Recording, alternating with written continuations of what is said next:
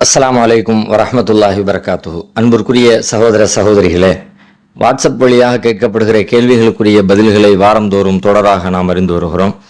அந்த வகையில் தற்பொழுது இருக்கிற கேள்விகளுக்குரிய பதில்களை பார்க்கலாம்.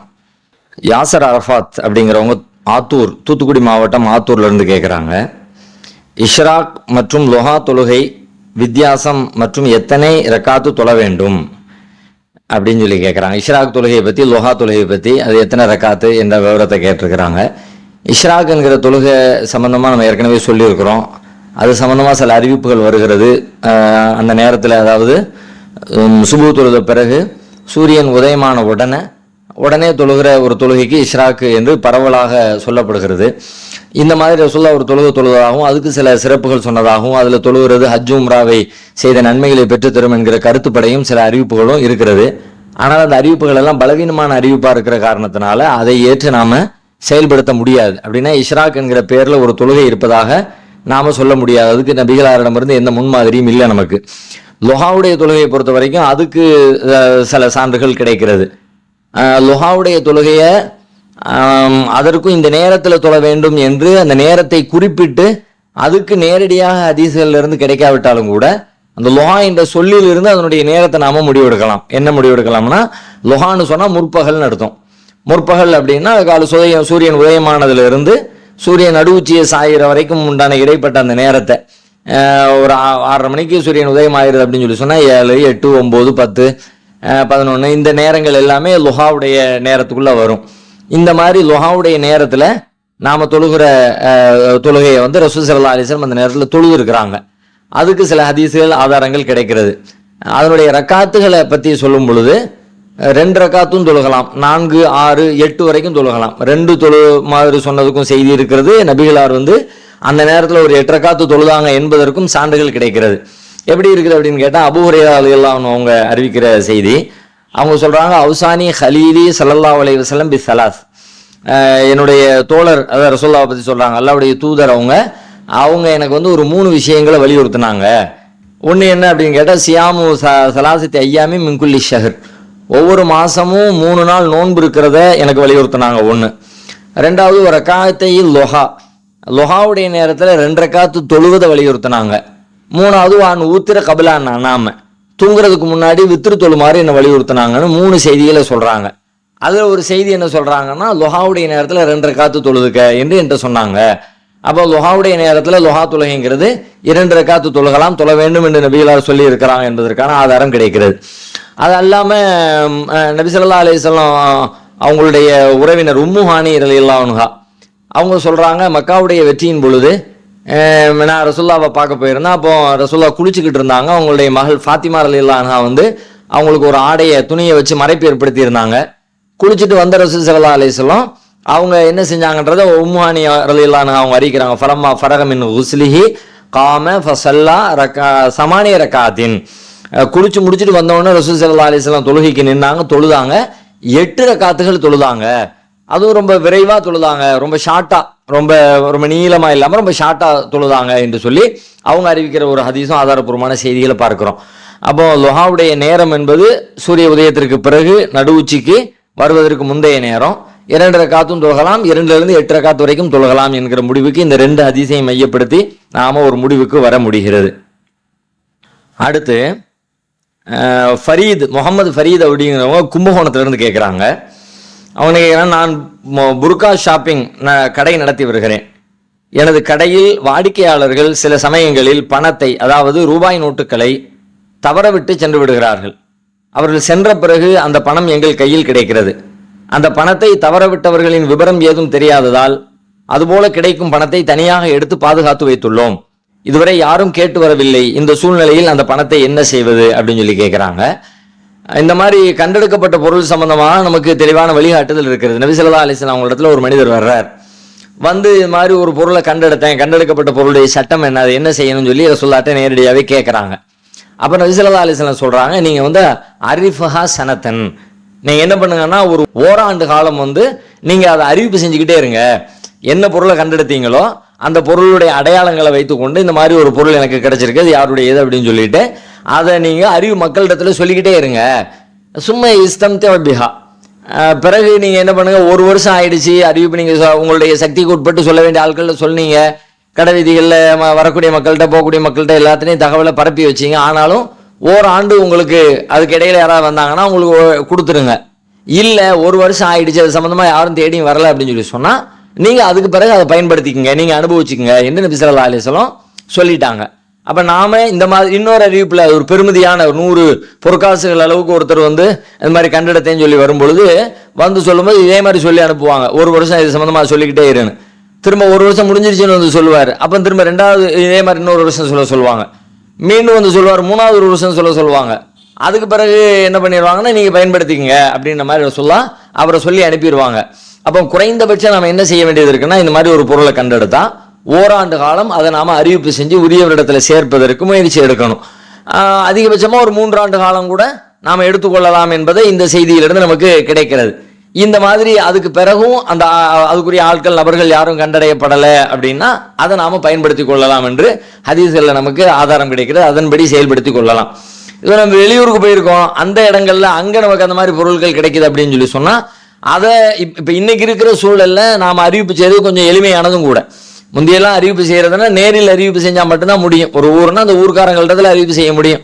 ஒரு கடை வீதினா அந்த கடை வீதியில சொல்ல முடியும், அவ்வளவுதான். அதை தாண்டி பெருசாக அவங்க செஞ்சிட முடியாது. ஆனால் இன்னைக்கு இருக்கிற சமூக வலைதள உலகத்தில் அது சம்பந்தமாக ஏதாவது ஒரு அறிவிப்புகளை செஞ்சோம்னு சொன்னால் அது எல்லா இடங்களுக்கும் பரவலாக போவதற்கும் எளிமையாக அறிவிப்பு செய்வதற்குமான வாய்ப்பு இருக்கிற காரணத்தினால அந்த மாதிரி வாய்ப்புகளை பயன்படுத்தி நாம அறிவிப்பு செய்து கொண்டு சம்பந்தப்பட்டவரிடத்துல உரியவரிடத்துல அந்த பொருளை கொண்டு போய் சேர்ப்பதற்கு நம்மளான முயற்சிகளை மேற்கொள்ள வேண்டும். எந்த முயற்சியும் செய்யாம நமக்கு கிடைச்சிச்சு அதனால இதை நம்மளே பயன்படுத்திக்கணும் என்பதற்காக வேண்டி அறிவிப்பு செய்யாம எல்லாம் நம்ம இருந்தோம்னா அவங்க வந்து அநியாயக்காரர்கள் என்கிற கருத்துப்பட நபிகளார் கண்டிச்ச செய்தி இருக்கிற காரணத்தினால இதில் ரொம்ப கவனமா இருக்கணும், நேர்மையாகவும் நடந்துக்கணும். பிறருடைய பொருள் நம்ம அபகரிச்சிடணும் என்கிற உணர்வு இல்லாம அடுத்தவங்களுக்குரியதை அவங்களுக்கு கொண்டு போய் சேர்க்கணும் என்கிற உள்ளத்தோட உணர்வோட நம்ம பாடுபடணும். அதுக்கான வாய்ப்பு இல்லை, சம்பந்தப்பட்டவங்க கிடைக்கலங்கிற பட்சத்துல நாம் அதை பயன்படுத்தி கொண்டால் அல்லாஹ்விடத்துல நம்ம குற்றவாளியாக ஆக மாட்டோம். அடுத்து இறைநேசி அப்படிங்கிறவங்க பேரு வேற எதுவும் போடலை, ஊரும் போடலை. அவங்க என்ன கேட்குறாங்க அப்படின்னா, கடந்த சில வாரங்களுக்கு முன் இணை வைப்பு வார்த்தைகள் இல்லாத பாடல்கள் பாடலாம், கவிதைகள் படிக்கலாம் என்றீர்கள். ஆனால் குர்ஆனில் வஷ்ஷுஅராஉ யத்தபிஉஹுமுல் காவூன், கவிஞர்களை வீணர்களை பின்பற்றுவார்கள் என்று திருக்குர்ஆன் 26:224 இருக்கிறது. என்று இருக்கும் பொழுது அதை நீங்கள் ஆர்வமூட்டுவது சரியா? நம்மை பார்த்து தான் நம் பிள்ளைகள் வளர்கிறார்கள், நாம் தான் பிள்ளைகளுக்கு முன்மாதிரியாக இருக்க வேண்டும் என்று பல இடங்களில் நீங்க சொல்லி இருக்கிறீங்க. நமக்கு தெரியும் இது இணை வைப்பு வார்த்தை, இது ஆபாசமான வார்த்தை என்று. ஆனால் பிள்ளைகளுக்கு நாம் பாடல் பாடுகிறோம் என்று மட்டும்தான் தெரியும். இதனால் குழப்பங்கள் ஏற்பட வாய்ப்பு அதிகம் இருக்கிறது. பாடல்கள் பாடுவதை தவிர்ப்பது தானே சரியாக இருக்கும் அப்படின்னு சொல்லி கேட்கிறாங்க. கவிஞர்களை வீணர்களை பின்பற்றுவார்கள் என்பது குர்ஆனுடைய வசனம். இப்போ நபி ஸல்லல்லாஹு அலைஹி வஸல்லம் அவங்க இந்த வசனத்தை எப்படி புரிஞ்சுக்கிட்டு எப்படி நடைமுறைப்படுத்துறாங்க நம்ம பார்க்கணும். அதிலிருந்து நம்ம கூடுதலான செய்திகளை புரிந்து கொள்ள முடியும். வெறுமனே அதை விமர்சிக்கின்ற செய்திகள் மட்டும் வந்துருச்சுன்னா ஒரேடியா விமர்சிச்சுட்டு நம்ம முடிச்சிருக்கலாம். ஆனா நபி ஸல்லல்லாஹு அலைஹி வஸல்லம் அவங்களுடைய சபையில கவிஞர்கள் இருந்திருக்கிறாங்க. சில கவிதைகளை நபிகளாரே பாராட்டி இருக்கிறாங்க.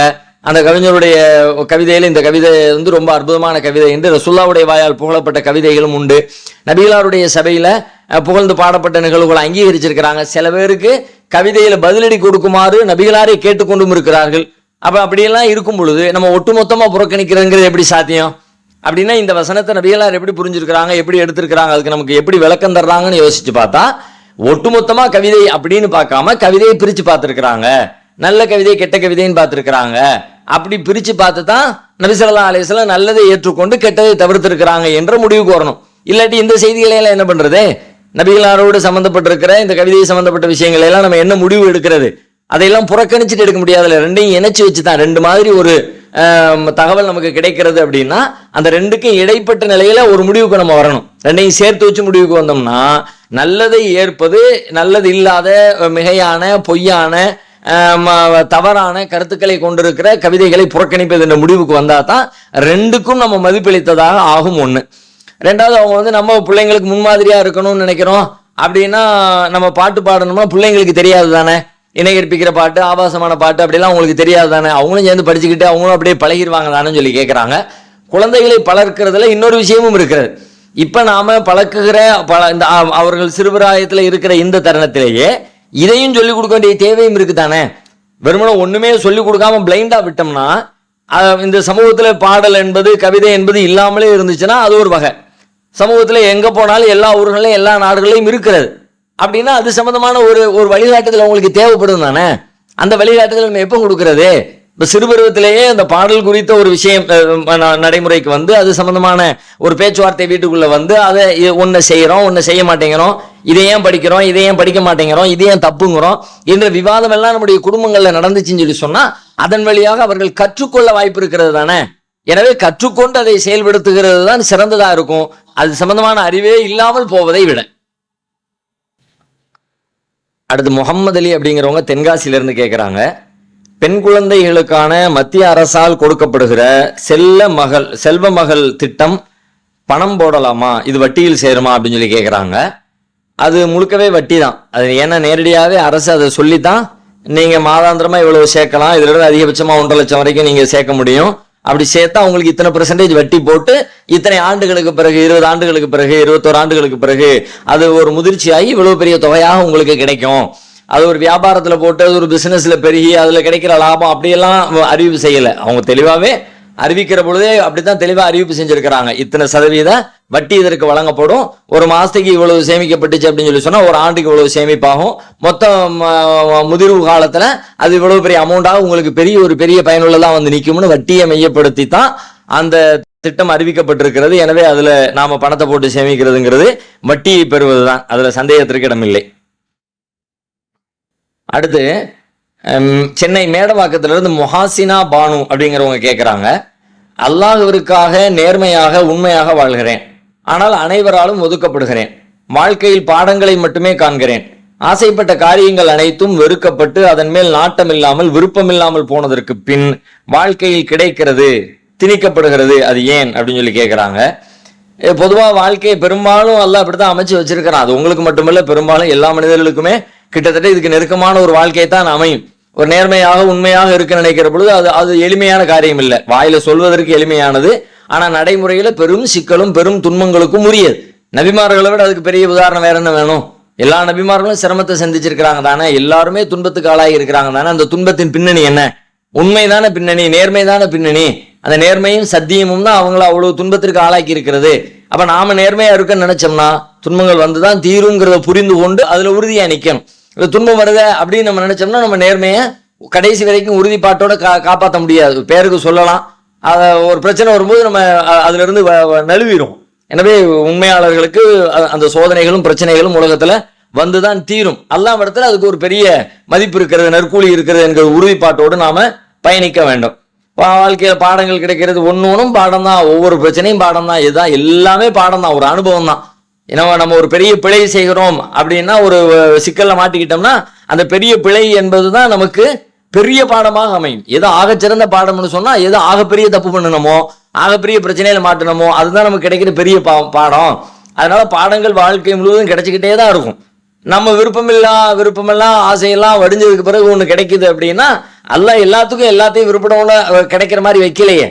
அதெல்லாம் அல்லாஹ்வுடைய சோதனைகள்லாம், அல்லாஹ் அந்த வாழ்க்கை முறை அப்படிதான் அமைச்சிருக்கிறான். பெரும்பாலான மனிதர்கள் அப்படிதான் இருக்கிறாங்க. நாம இப்ப உங்களுக்கு துன்பம் எதனால் தெரிகிறதுன்னு கேட்டா நமக்கு தான் அப்படி இருக்கு என்று நினைக்கிறதுனால. அப்படி நினைக்க தேவையில்லை. பெரும்பாலும் அல்லாஹ் இப்படித்தான் பெரும்பாலானவர்களுடைய வாழ்க்கையை அமைச்சு வச்சிருக்கிறான். அப்படியான முழுக்க இன்பமாகவும் முழுக்க விருப்பத்திற்குரிய வாழ்க்கையும் வாழக்கூடிய மனிதர்கள் அப்படின்னு நீங்க எடுத்து பார்த்தா யாருமே கிடைக்க மாட்டாங்க. யார்கிட்ட வேணாலும் போய் கேளுங்க, பெரும் கோடீஸ்வரர்கள் இடத்துல போய் கேளுங்க, நீங்க எதை அவங்க சிறப்பா இருக்கிறாங்கன்னு நினைக்கிறீங்களோ அவங்கள்ட்ட போய் உட்கார்ந்து கேட்டு பாருங்க, அதுக்கு நம்ம வாழ்க்கை பெற்றிருப்பான்னு சொல்லுகிற அளவுக்கு அவங்கள்ட்ட ஒரு பெரிய பட்டியல் வச்சிருப்பாங்க. அதனால அல்லாஹ் இடத்துல முறையிடுங்க, அல்லாஹ் உங்களுடைய சிரமங்களை நீக்கி அருள் புரிவான் இன்ஷா அல்லாஹ். அடுத்து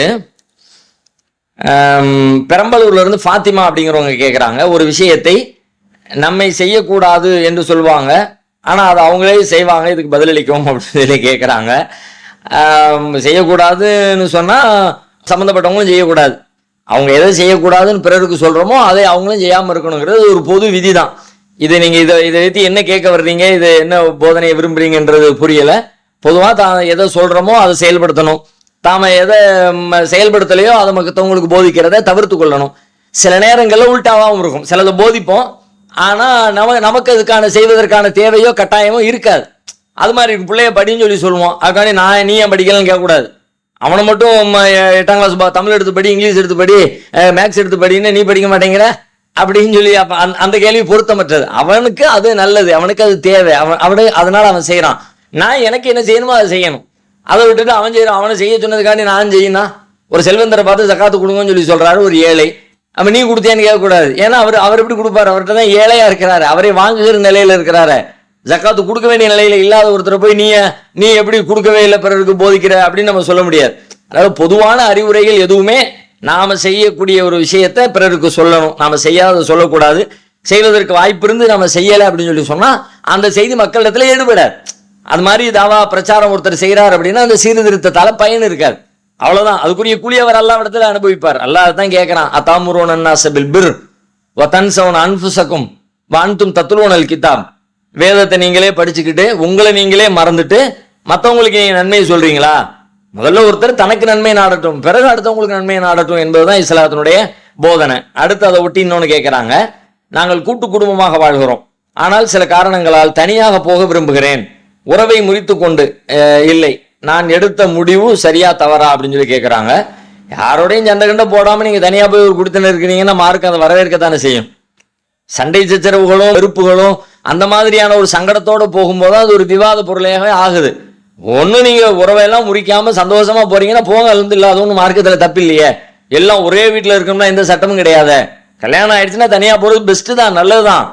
ஒரு மகிழ்ச்சியா இருப்பதற்கும் ஒருத்தருக்கு ஒருத்தர் பக்கத்துல போய் வேற வீட்டுல இருந்து கொள்ளும் பொழுது அப்பப்போ பார்த்துக் கொள்வதும் உரையாடி கொள்வதும் அதெல்லாம் நல்லதா தான் இருக்கும். மார்க்கம் அதை ஏற்றுக்கொள்கிறதே தவிர மார்க்கத்துல கடமைகளை புறக்கணிச்சுட்டு போறோம், பெத்தவங்க இருக்கிறாங்க, வயசானவங்க இருக்கிறாங்க, அவங்கள பார்க்க வேண்டிய தேவை இருக்குது, அதையெல்லாம் அலட்சியப்படுத்தி நாம தனியா இருக்க போறேன் என்றெல்லாம் போகும்போது தான் அது ஒரு சிக்கலாகவும் இந்த கடமைகளை யார் நிறைவேற்றுவா என்கிற கேள்வி நமக்கு இயலும். அப்படியெல்லாம் இல்லாத பட்சத்தை தாராளமா தனியாக செல்வது ஒன்றும் தப்பு கிடையாது. இன்னும் குர்ஆன் எந்த அளவுக்கு சொல்லுதுன்னு கேட்டா, தனிமை அப்படிங்கிறத அத்தாவுக்கு ஒரு வீடு அம்மாவுக்கு ஒரு வீடு அப்படி தனியா இருந்தா கூட தப்பில்லை. அப்படி இருந்தா அப்படி இருக்கும்னு நினைச்சு இருக்கிறாங்கன்னு வச்சுக்கோங்க, அது கூட குற்றமில்லை என்றுதான் குர்ஆனுடைய பாணியில நம்ம தெரிஞ்சுக்க முடியுது. ஒரு வசனத்துல நம்ம யாரெல்லாம் எங்கெல்லாம் போய் சாப்பிடலாம், யாருடைய வீடுகளில் சாப்பிடலாம் அப்படின்றதெல்லாம் சொல்லிட்டு வரும் பொழுது ஒரு நீண்ட பட்டியலை போடுறான். அல்ல லைஸா அலல் அஹ்மா ஹரஜும் வலா அலல் அஹ்ரஜ் ஹரஜும் வலா அலல் மரியல் ஹரஜும் வலா அலா அன்ஃபுசிக்கும் அன் தஅகுலு மின் புயூதிக்கும் அவ் புயூதி ஆபாயிக்கும் அவ் புயூதி உம்மஹாத்திக்கும் அவ் புயூதி இஹ்வானிக்கும் அவ் புயூதி அஹவாத்திக்கும் அவ் புயூதி அமாமிக்கும் அவ் புயூதி அம்மாத்திக்கும் அவ் புயூதி அஹ்வாலிக்கும் அவ் புயூதி ஹாலாத்திக்கும் அவ் மா மலக்தும் மஃபாத்திஹஹு அவ் சதீகிக்கும் ஒரு பெரிய லிஸ்ட் போடுறான்.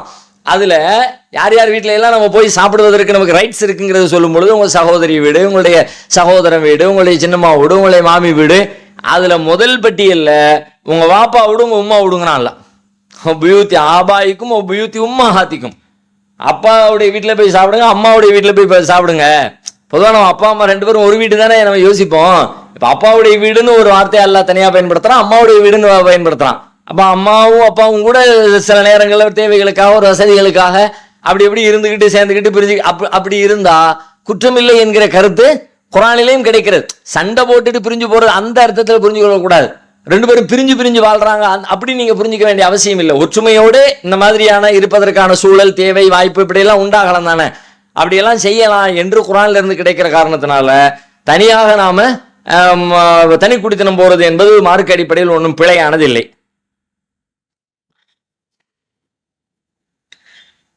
பாண்டிச்சேரியில இருந்து இம்ரான் அப்படிங்கிறவங்க கேட்குறாங்க, சுன்னத் ஜமாத் சகோதரர் ஒருத்தருக்கும் எனக்கும் பல ஆண்டுகளாக தர்கா மௌலூது சூனியம் பற்றிய பல விவாதங்களை செய்து கொண்டு வருகிறோம்.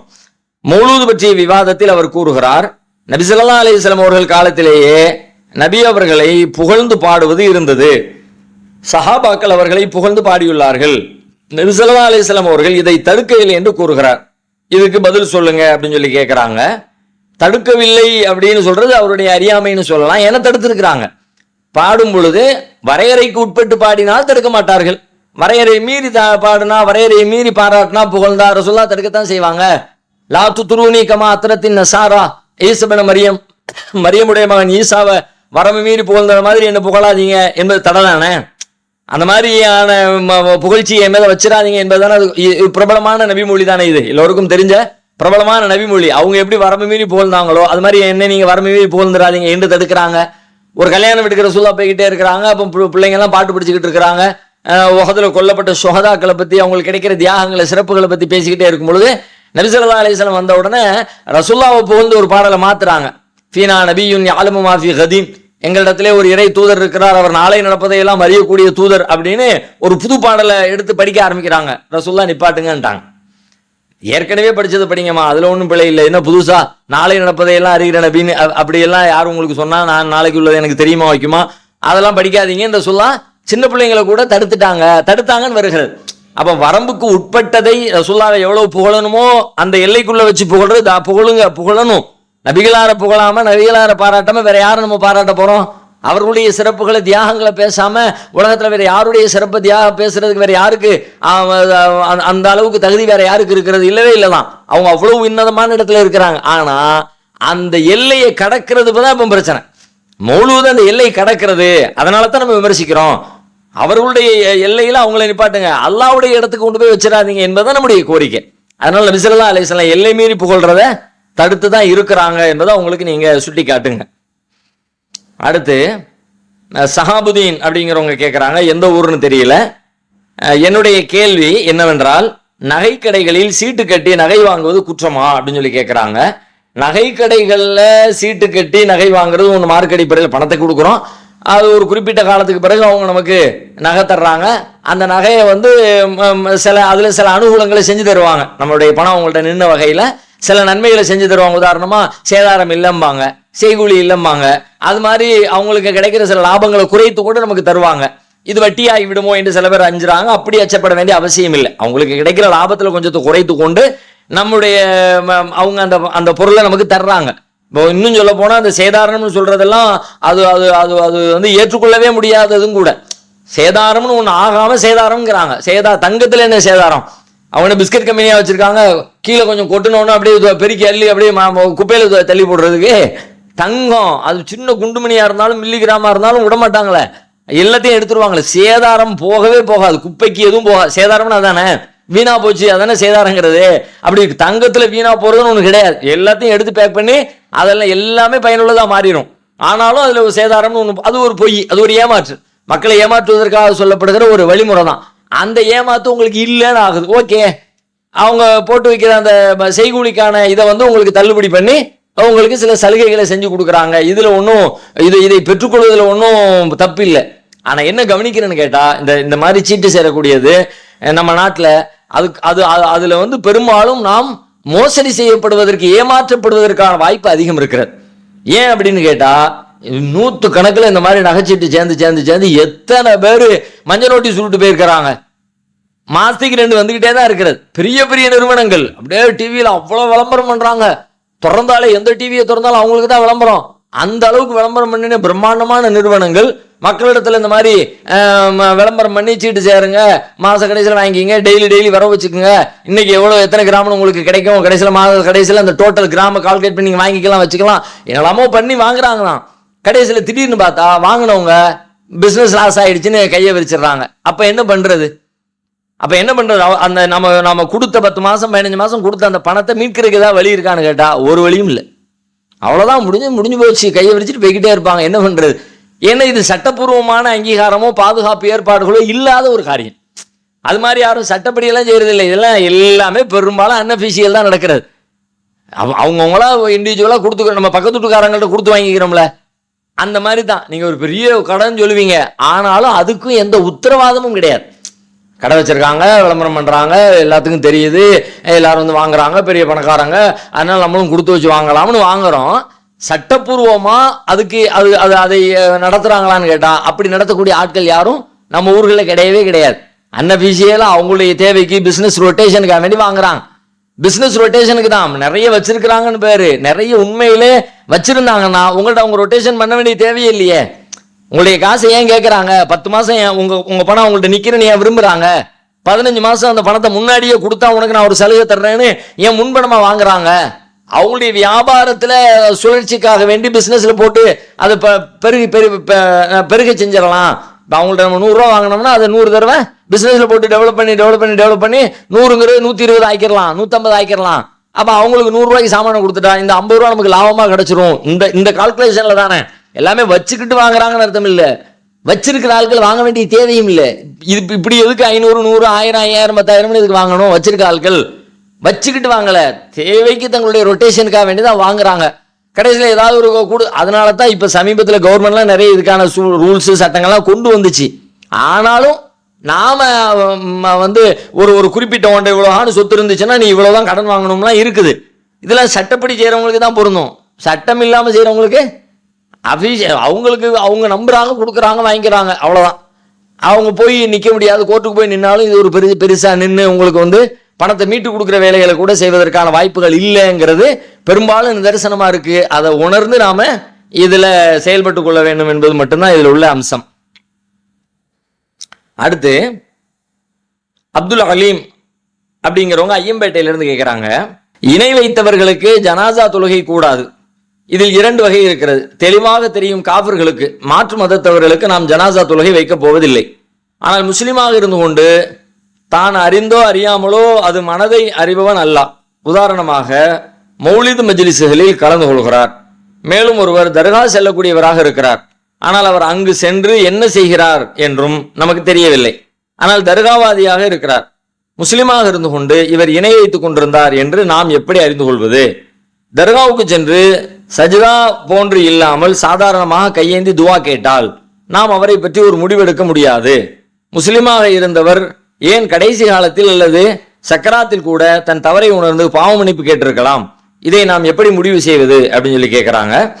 இதுல சந்தேகத்திற்கிடமான ஒரு அம்சம் இருக்கிறது, சந்தேகத்திற்கிடமில்லாத அம்சமும் இருக்கிறது. நீங்க சொல்ற மாதிரி மௌலூது ஓதுறாங்க, மௌலூது ஓதியவர் அவர் சிறுக்கு வைக்கிறார் நம்ம சொன்னாலும் கூட மௌலூதே அது சிறுக்கு இருக்குது, அதுல சிறுக்கான வரிகள் இருக்குது என்பது தெரிஞ்சு ஓதுனாங்களா இல்லையான்ற கேள்வி இருக்கு. அதை தெரிந்து இல்ல கரெக்டு தான், அது ரசூலுல்லாஹ்வுக்கு அந்த பண்பு இருக்குதான் அப்படின்னு அவர் செஞ்சார்னா அவர் அந்த கேட்டகரியில தான் வைக்கணும், இவர் இணை கற்பித்தார் அப்படின்னு. ஏன்னா அந்த மொழி தெரியாத காரணத்தினால அரபியில் இருக்குது, ஏதோ குர்ஆன் வசனம் ஓதுற மாதிரி ஓதிக்கிறோம், ரசூலுல்லாஹ் புகழ்ந்து தான் பாடுறோம்னு பாடுனாங்கன்னா அவங்கள நாம முஷ்ரிக் என்கிற பட்டியலில் சேர்க்க முடியாது. இதை தெரிந்து அதை புரிந்து அதை நியாயப்படுத்தி ஆமா இது சொன்னதுக்கு பிறகு ஆமா கரெக்டு தான், அப்படித்தான் நான் புரிஞ்சுதான் செய்யறேன், அது ரசூலுல்லாஹ்வுக்கு அந்த பண்பு இருக்கத்தான் செய்யுது, அவங்க பாவங்களை மன்னிக்கிறவங்க தான், அவங்க வந்து எல்லா விஷயங்களையும் பாவங்களை எல்லாம் அழிச்சு விடக்கூடியவங்க தான், அப்படி எல்லாம் நான் புரிஞ்சுதான் இந்த காரியத்தை செய்யறேன்னு ஒருத்தர் சொன்னார்னா அவரை அந்த கேட்டகரிக்குள்ள சேர்த்துற முடியும். ஏன்னா தெளிவா அவரே டிக்ளேர் பண்ணிட்டாருன்னு. டிக்ளேர் பண்ணாத பட்சத்துல அவர் அறியாமையில் செய்கிறார் என்று சொல்வதற்கான வாய்ப்பு 50% ரொம்ப தெளிவா இருக்கிறது.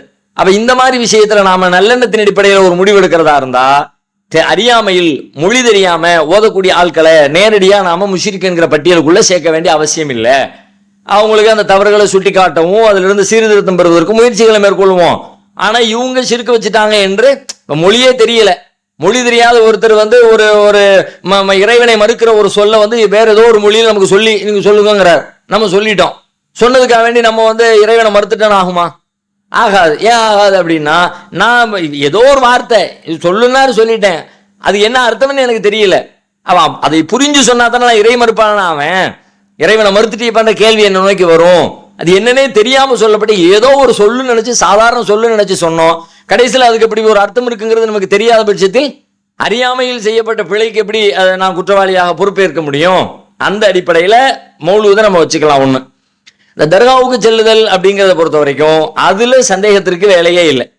தர்காவுக்கு செல்லுதல் அப்படின்னா அவர் வேற எதுக்காவது போயிருந்தாருன்னா வேற எதுக்காவது போற மாதிரினா அது நமக்கு தெரியும் தானே. இப்போ பெயிண்ட் அடிக்க போயிருக்காரு, அவர் என்னைக்காவது பெயிண்டரா இருக்கிறாரு, ஒரு நாள் வாளியெல்லாம் தூக்கிட்டு போனாரு, தர்காவுக்கு தான் போனாரு, தர்காவுக்கு போனவர் பெயிண்ட் அடிக்க போயிருக்க வாய்ப்பு இருக்கு. ஒரு நாள் சொல்லலாம், 2 நாள் சொல்லலாம், காலம் முழுக்க சிறு வயசுலேருந்து பார்க்குறீங்க, அவர் நல்லா தெரியும், வாரம் வாரம் வியாழக்கிழமை சாயங்காலம் ஆயிடுச்சுன்னா தர்காவுக்கு போயிட்டு வந்துருவாரு, இவரை போய் நீங்கள் அந்த பட்டியலுக்குள்ள எப்படி சேர்ப்பீங்க? அது தெரியுதானே, இவர் அதன் மீதான நம்பிக்கையில போறாரு, பக்தியில போறாருன்னு விளங்குதுல. அப்ப அந்த மாதிரி போகும்போது உள்ளுக்குள்ள போய் என்ன செஞ்சாருங்கிற அவர் தான் வெளியில இருந்து பார்க்குறேன், நான் ஒன்றும் முடிவெடுப்பேன். ஏன்னா எனக்கு வெளிப்படையா ஒன்று தெரியுது, வெளிப்படையா தெரிகிறத வச்சு நம்ம முடிவெடுக்க வேண்டியதான். உள்ள போய் அவர் அப்படி பண்ணாரா இப்படி பண்ணாரா, அது சுஜூது செய்தாரா, துவா செய்தாரா, பிரார்த்தனை பண்ணினாரா, இப்படி நான் துளி துளியா பிரிச்சு பார்க்கணுன்ற கட்டாயம் கூட எனக்கு இல்லை. அவரு இறந்தவங்களை பொதுவுல ஊருக்குள்ள என்ன நம்பிக்கை இருக்குதோ அதே நம்பிக்கை தான் அவருக்கும் இருக்கிறது என்ற முடிவுக்கு இயல்பா நம்முடைய சாதாரண அறிவை கொண்டு நம்ம சிந்திச்சாலே வர முடியும். ஒருத்தர் ஒரு சூப்பர் மார்க்கெட்டுக்குள்ள போயிட்டு வர்றாரு அப்படின்னா எதுக்கு போயிட்டு வருவாருன்னு எல்லாரும் தெரியும் தானே. எதுக்கு போவார்? கடையில் போய் சாமான் வாங்க போயிருப்பாரு, சாமான் வாங்கிட்டு வந்திருப்பாரு அப்படின்னு நான் நம்புவோம் தானே. இது தொடர்ந்து வளமையா போறாங்க அப்படின்னா தொடர்ந்து வளமையா போய் இந்த கடையில அவங்க சாமான் வாங்கிட்டு வர்றாங்க, முடிவுக்கு வருவோம்ல. அதே மாதிரி தான் எல்லா இடங்களுக்கும் மற்ற விஷயங்களுக்கு எப்படி ஒரு பொது புரிதல்ல ஒரு முடிவுக்கு வர்றாமோ அதே போல இந்த இடத்துக்கும் முடிவுக்கு வாங்க. பள்ளிவாசலுக்கு 5 நேரம் போயிட்டு வர்றாரு ஒருத்தர், வெளியில இருந்து பாக்குறீங்க. அவர் தொழும் போது அவர் பக்கத்துல போய் நின்று பார்க்கல. அப்ப நீங்க சொல்லுவீங்க தானே 5 வக்து கரெக்டா போயிடுவாருப்பா, அவர் தொலை போனாரா இதுக்கு போனான்னு தெரியலன்னு சொல்லுவோமா? நம்ம பொதுவா நம்புறோம் தானே. பாங்க சொன்ன உடனே குறிப்பிட்ட நேரத்தில் போறாரு, குறிப்பிட்ட நேரத்தில் வர்றாரு, எல்லாரும் போற நேரத்தில் போறாரு, எல்லாரும் வர நேரத்தில் வந்துடுறாரு அப்படின்னா ஒரு தொழுகைக்கு தான் போறாரு. தொழுகையை பார்க்காவிட்டாலும் கூட ஒரு 90% ஒரு நம்பிக்கையில யூகத்துல சொல்ல முடியும் தானே. அது கரெக்டான யூகம் தானே, காரண காரியத்தை வச்சு தானே யூகிக்கிறோம். அந்த அடிப்படையில் தர்காவுக்கு செல்லக்கூடிய மக்களாக இருந்தால் அவங்க அந்த நோக்கத்துல தான் செல்றாங்க, அந்த நம்பிக்கையில தான் செல்றாங்க, அவங்களிடத்துல பிரார்த்திக்க செல்றாங்க, அவங்கள தங்களுக்காக வேண்டி பிரார்த்தனை செய்யுமாறு கோரிக்கை வைக்கிறதுக்காக வேண்டி போறாங்க என்ற முடிவுக்கு நாம வர முடியும். அப்படியான ஒரு சூழல் இருந்துச்சுன்னா தெளிவா தெரியும் பொழுது அவங்களுக்காக நாம பிரார்த்திப்பது என்பது, ஜனாசா தொழுகை நடத்துவது என்பது ஏற்புடையதில்லை. ஒருவேளை ஒரு மன்னிப்பு கேட்டிருந்தா அல்லாஹ் மன்னிக்கிறவன், மன்னிப்பு கேட்டிருந்தா நான் குற்றவாளி இல்லையே, நான் பாவியாக மாட்டேன்ல, எனக்கு கேள்வி வராதுல்ல. எனக்கு என்ன கேள்வி வரும்? அவர் பாவ மன்னிப்பு கேட்டாருன்னு தெரிஞ்சு அதுக்கு பிறகு நான் தௌபா அவருக்கு பாவ மன்னிப்பு தேடாம இருந்தோம்னா, ஏன்பா அவர் தான் மன்னிப்பு கேட்டாரு, பிறகு ஏன் நீ அவருக்காக வேண்டி ஒரு பிரார்த்தனை செய்யலன்னு என்னை நோக்கி கேட்கலாம். அவர் மன்னிப்பு கேட்டதே எனக்கு தெரியாதே, சக்கராத்தில் கேட்டிருக்கலாம், சக்கராத்தில் கேட்கலாம், அல்லாவுக்கு தான் தெரியாது, நான் பக்கத்துல இல்லையே, என் காதுல விழலையே, அவர் செஞ்சது எனக்கு தெரியாத அப்படின்னா அல்லாவுக்கு தெரியும். படைச்ச ரப்புல் ஆலமீன் அவன் அநீதி இழைக்க மாட்டான், அவன் மன்னிச்சிருவான். அதுக்கு பிறகு நம்ம போய் இல்ல எனக்கு தெரியாது அதனால நீ மன்னிக்க விட நம்ம சொல்ல போறோமா? அல்லாஹ் எல்லாத்தையும் மன்னிக்கட்டும் என்பதுதான் நம்முடைய எதிர்பார்ப்பும் கூட. அதனால நமக்கு எது வெளிப்படையா தெரியுதோ அதை வைத்து நாம முடிவெடுப்போம். தெரியாத விஷயத்தில் அல்லாஹ் சரியாக நீதி வழங்குவான் என்று அல்லாஹ்வின் மீது நம்ம 100% நம்பிக்கை வைப்போம். அடுத்து தென்காசி மாவட்டம் கடையநல்லூர்ல இருந்து கேட்கிறாங்க சம்சுத்தீன் அப்படிங்கிறவங்க, இயக்கங்கள் நபிகள் நாயகம் காலத்தில் இருந்ததா, இது பிதாத்து தானே என்று இதற்கு ஆதாரம் தர முடியுமா என்று கேட்கிறார்கள். எதற்காக இந்த கேள்வி கேட்கிறார் என்றால், மௌலீதுக்கு எதிராக பிதாத் எதிராக ஏகத்துவ பிரச்சாரம் செய்யும் போது இது பிதாத், இது ஷிர்க் என்று நாம் கூறுகிறோம். இதற்கான ஆதாரம் ஆலிம்களிடம் கேட்டால் இயக்கங்கள் இஸ்லாத்தில் கூடுமா என்று கேட்கிறார்கள். இதற்கு பதில் தரவும் அப்படின்னு சொல்லி கேட்கிறாங்க. அதாவது ரசூலா காலத்துல இல்லாதது இப்ப இருக்கு, இயக்கங்கள் அப்படின்னு ஒண்ணு இல்லை, இப்ப இயக்கங்கள்னு ஒண்ணு இருக்குது. எனவே இது பிதாத்து அப்படின்னு அவங்க சொல்றாங்க. இதை ஏன் சொல்றாங்க, இதை அவங்க என்ன அர்த்தத்துல சொல்றாங்கன்னு அவங்கள்ட்ட நம்ம தெளிவு பெறணும். என்ன அர்த்தத்துல சொல்றாங்க? ரசூலுல்லாஹ் காலத்துல இல்லை, எனவே இது இருக்கக்கூடாது என்கிற அர்த்தத்தில் சொல்லுகிறார்களா, அல்லது நபி ஸல்லல்லாஹு அலைஹி வஸல்லம் காலத்துல இல்லாத எல்லாம் இருக்குல்ல அதை நம்ம ஏத்துக்கிட்டோம்ல, அது மாதிரி ரசூலுல்லாஹ் காலத்துல இல்லாத எதுவா இருந்தாலும் நீ ஏத்துக்க என்கிற அர்த்தத்துல சொல்றாங்க. ரெண்டு மாதிரியும் சொல்லலாம் தானே. ரசூலுல்லாஹ் காலத்துல இல்ல இப்ப இருக்கு அப்படின்னா, இருக்கிறது இப்ப எல்லாரும் ஏத்துக்கிட்டோம், அது மாதிரி எல்லாத்தையும் ஏத்துக்க, மௌலூதையும் ஏத்துக்க, தர்காவையும் ஏத்துக்க, எல்லாத்தையும் ஏத்துக்க அந்த அர்த்தத்திலையா, அல்லது இல்ல எனவே இது கூடாது இதையெல்லாம் விட்டு விலகுங்க என்கிற அறிவுறுத்தல் அடிப்படையில் எப்படி சொல்றாங்கன்னு பார்க்கணும். பெரும்பாலும் அவங்க எப்படி சொன்னாலும் அதுல சிக்கல் இருக்கிறது. ஏன் அப்படின்னு சொல்லி கேட்டா, நபி ஸல்லல்லாஹு அலைஹி வஸல்லம் காலத்துல இல்லாதது இயக்கம்னு அவங்க சொல்ல தேவையில்லை. இன்னைக்கு கண்ணுக்கு முன்னாடி பாக்குற 199 விஷயங்கள் அவங்க இல்ல, ரசூலுல்லாஹ் காலத்துல இல்லாததான் நம்ம பார்த்துக்கிட்டு இருக்கோம், நம்ம வாழ்ந்துகிட்டு இருக்கோம். இப்ப நம்ம முன்னாடி இருக்க மைக்கு ரசூலுல்லாஹ் காலத்துல இருந்துச்சா, கையில வச்சிருக்கிற போன் இருந்துச்சா, இதை ரெக்கார்டிங் பண்ற ரெக்கார்டிங் இருந்துச்சா, இந்த ஃபேஸ்புக் இருந்துச்சா, இந்த யூடியூப் இருந்துச்சா, இந்த ஃபேன் இருந்துச்சா, லைட் இருந்துச்சா, வீடு இருந்துச்சா, பெயிண்ட் இருந்துச்சா, கடை இருந்துச்சா, இன்னைக்கு நாம சாப்பிடுற பொருட்கள் உணவு பொருட்கள் இருந்துச்சா, இன்னைக்கு நாம பயன்படுத்துற சோப்பு இருந்துச்சா, எது இருந்துச்சு? ரசூலுல்லாஹ் காலத்துல ஒண்ணுமே இல்லதான், இது எதுவுமே இல்லதான். இது அல்லாத இதுல மிக குறைந்த 0.1% அளவுக்கு தான் இன்னைக்கு இருக்கிறதோ அன்னைக்கு இருக்கிறது இருந்துச்சு, மற்றது எல்லாமே இல்லாததுதான். இப்ப நம்ம என்ன முடிவுக்கு வரோம்? இதை வச்சு என்ன சொல்ல வர்றோம்? நபி ஸல்லல்லாஹு அலைஹி வஸல்லம் காலத்தில் இல்லாதது அடுத்து இருக்கக்கூடாது அப்படி மார்க்கம் சொல்லல. ரசூலுல்லாஹ் காலத்துல என்ன இருந்துச்சோ அதை மட்டும் பயன்படுத்த அப்படியும் சொல்லல. நபிகளாருடைய காலத்துக்கு பிறகு பிறகு பிறகு கூட உலகம் வளரும், டெவலப் ஆகும், கண்டுபிடிப்புகள் வரும், எத்தனையோ புதிய புதிய விஷயங்கள் உலகத்துல தோன்றும், அது எல்லாத்தையும் நீங்க பயன்படுத்துங்கன்னு எல்லாவற்றுக்குமான அனுமதியும் இருக்கிறது மார்க்கத்தில், எல்லாவற்றுக்குமான வரைமுறையும் இருக்கிறது. எதை பயன்படுத்தணும், எப்படி பயன்படுத்தணும், அளவுகோல் என்ன, எல்லாமே மார்க்கத்துல நமக்கு சொல்லித்தரப்பட்டும் இருக்கிறது. அதனால இது இயக்கமும் அதுல ஒண்ணுன்னு வச்சுக்கோங்களேன். இருந்துச்சா இல்லையா அந்த ஆய்வுக்கு போறதுக்கு முன்னாடி ஆமான்னு வச்சுக்கிட்டாலே இது மாதிரி உண்டான பல விஷயங்களில் அதுவும் ஒண்ணு. ஓகே, எப்போ இப்ப இது பிரச்சனை ஆகுதுன்னு கேட்டா, இதையெல்லாம் நம்ம பிரச்சனையாக்கல, இதையெல்லாம் நம்ம குறை சொல்லல. மௌலூது மட்டுமா புதுசா வந்திருக்குது, இந்த மைக்கும் தானே புதுசா வந்துச்சு. மௌலூத தப்புன்னு சொல்ற நாம இந்த மைக்க ரைட்டுங்கிறமே, மௌலூத தப்புன்னு சொல்ற நாம இந்த கேமரா ரைட்டுங்கிறமே, இந்த ஃபேஸ்புக்கை சரிங்கிறமே.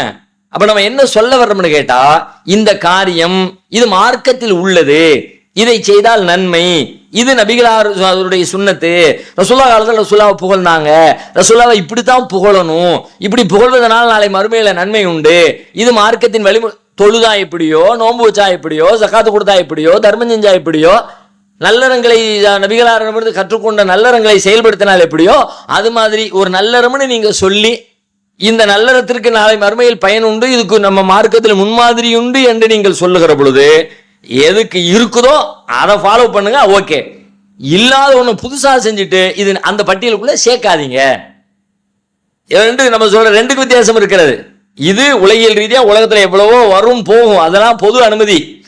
மார்க்கம் இது சுன்னத்து, இது குர்ஆன், இது இஸ்லாமு, இது மறுமையில் நன்மை அப்படின்னு ஒரு இபாதத்துன்னு நீங்க செய்யறதா இருந்தா அதுக்கு நீங்க முன்னுதாரணம் காட்டணும். ஏன்னா ரசூலுல்லாஹ் அதுக்குத்தான் சொன்னாங்க, மன் அமில அமலன் லைஸ அலைஹி அம்ருனா ஃபஹுவ ரத்துன். ஒருவர் ஒரு அமலை ஒரு காரியத்தை செய்கிறார், நம்மிடத்திலே அனுமதியற்ற காரியமாக இருந்தால், நம்முடைய முன்மாதிரி இல்லாத காரியமாக இருந்தால் அது நிராகரிக்கப்படும். அப்ப நபிகளார் செய்ததாக ஒண்ணு நீ நன்மை என்கிற வட்டத்துக்குள்ள நின்று நீங்க செய்யறதா இருந்தா அதுக்கு நீங்க ஆதாரத்தை காட்டணும். ரசூலுல்லாஹ் மௌலிது ஓதுறாங்க என்றதுக்கு ஆதாரத்தை காட்டி மௌலிது ஓதுங்க. ரசூலுல்லாஹ் மைக்க பயன்படுத்துறாங்கன்றது ஆதாரத்தை காட்டி நீங்க மைக் சொல்லவே இல்லை. ஏன்னா இது மைக்க பயன்படுத்தினாலும் நன்மைன்னு சொல்ல மாட்டோம், மைக்க பயன்படுத்தாவிட்டால் நன்மை போச்சுன்னு சொல்ல மாட்டோம். ஒண்ணுமே இல்லை, தேவை உனக்கு தேவை பயன்படு, உன் தேவைக்கு யூஸ் பண்ணிக்க, ஹலாலா யூஸ் பண்ணிக்க, அடுத்தவங்களுக்கு திருடி யூஸ் பண்ணிடாத, மார்க்கத்துக்கு முன்னா அதை பயன்படுத்திடாத, கெட்ட விஷயத்துக்கு பயன்படுத்திடாத, மற்றபடி மார்க்கத்தின் எல்லைகளுக்கு உட்பட்டு நீ இந்த தாராளமா பயன்படுத்திக்க, அவ்வளவுதான். இது மாதிரிதான் உலகத்துல அது மாதிரிதான் இயக்கங்கள் என்பதும் ஒரு நிர்வாகத்துக்காக, மக்களை ஒன்று திரட்டுவதற்காக, ஒரு இடத்துல மக்களை குழும செய்கிற பொழுது இன்றைய அரசாங்க சூழலுக்கு நீங்க யாரு என்ன ஏதுன்னு கேட்டா அதுக்கு பதில் சொல்வதற்காக, நம்மை அடையாளப்படுத்திக் கொள்வதற்காக, பலரும் கூடி இருக்கிற ஒரு சபையில ஒரு இடத்துல நாம தனிச்சு சில செய்திகளை சொல்லும் பொழுது நாம யார் என்பதை காட்டுவதற்கான ஒரு தேவைக்காக இதுக்கு தான் உண்டாக்கிக்கிட்டோம். இயக்கம் என்று ஒன்று இருக்க வேண்டும், அந்த இயக்கத்தின்படி நீங்கள் நடக்க வேண்டும், அதுதான் நாளை மறுமையில் உங்களை சொர்க்கத்தில் கொண்டு போய் சேர்க்கும். அதற்கு ஒவ்வொரு இயக்கத்திற்கும் 10 நன்மைகள் வழங்கப்படும். அது நாளை மறுமையிலே தராசிலே வைத்து நிற்கப்பட்டு உங்களுக்கு நன்மை தீமைகள் அது உங்களுக்கு சிறப்பான இடத்தை வழங்கும். இப்படி நபிகளார் ஸல்லல்லாஹு அலைஹி வஸல்லம் சொன்னார்கள் என்று இதுக்கு ஒரு ரசூலுல்லாஹ்வுடைய சாயமோ மார்க்க சாயமோ பூசி அது சிறப்பானது என்று உங்கள் மத்தியில முன் வச்சா, மௌலூதுக்கு முன் வைக்கிறத போல இது மாதிரி உட்காரணும், இது மாதிரி ஓதணும், இது ஓதனா நன்மை, அதுக்கு பூவை கட்டி அது 4 பேரை கூப்பிட்டு அதுக்கு ஒரு விருந்து கொடுத்து அது வீட்டில் பறக்கத்து அப்படின்னு எல்லாம் சொல்லப்பட்டால் அப்பந்தான் நீங்க இதை குற்றமாக்கணும், இதை கேள்வியாக்கணும். நாம இதை அந்த பட்டியலில் சொல்லவில்லை. எனவே ரெண்டும் வேறு வேறானது என்பதை புரிந்து கொள்ள வேண்டும். அடுத்து திருச்சியிலிருந்து கேட்கிறாங்க, பேர் இல்லை, கணவன் மனைவி ஜமாத்தாக தொழும் பொழுது எவ்வாறு சஃபில் நிற்க வேண்டும் சொல்லி கேட்கிறாங்க. கணவன் மனைவியாக இருந்தாலும் கூட, அல்லது அம்மா பிள்ளையாக இருந்தாலும் கூட, தாய் மகனாக இருந்தாலும் கூட, ஆண்கள் தனி வரிசையும் பெண்கள் தனி வரிசையும் தான் இருக்கணும். கணவன் மனைவி தானே 2 பேரும் ஒன்னா நின்னா என்ன, அப்படி கிடையாது. ஆண்கள் முன்சஃபு, பெண்கள் பின்சஃபு, கணவர் முந்தின வரிசை, மனைவி பிந்தின வரிசை அப்படின்ற இந்த ஆர்டர்ல தான் இருக்கணும். இதுதான் நபிகளார் காட்டிய வழிமுறை. ஏன்னா நபி ஸல்லல்லாஹு அலைஹி வஸல்லம் ஒரு தடவை அபூ தல்ஹா ரலியல்லாஹு அன்ஹு அவங்களுடைய மகன் உமைர் சின்ன குழந்தை, சின்ன பிள்ளை இறந்துட்டாங்க சிறு வயசுல. அவங்களுக்கு ஜனாசா தொழுகை நடத்துறாங்க, ரசூலுல்லாஹ் வீட்டுக்கு போறாங்க, வீட்டிலேயே தொழுகை நடத்துறாங்க. அப்ப வீட்டுல யாரெல்லாம் தொழுதான்னு பார்த்தா வீட்டுல உள்ளவங்க தான் தொழுகிறாங்க. வீட்டுல உள்ளவங்க தொழுகும் பொழுது எப்படி தொழுகிறாங்க அப்படின்னு கேட்டா, நபி ஸல்லல்லாஹு அலைஹி வஸல்லம் நிக்கிறாங்க, அவங்களுக்கு பின்னாடி அபூ தல்ஹா ரலியல்லாஹு அன்ஹு அவங்க நிக்கிறாங்க, அவங்களுக்கு பின்னாடி அவங்களுடைய மனைவி உம்மு சுலைம் ரலியல்லாஹு அன்ஹா நிக்கிறாங்க. இந்த ஆர்டர்ல நிக்கிறாங்க, பக்கத்துல நிக்கல என்று ஹதீஸ்ல பாக்குறோம்.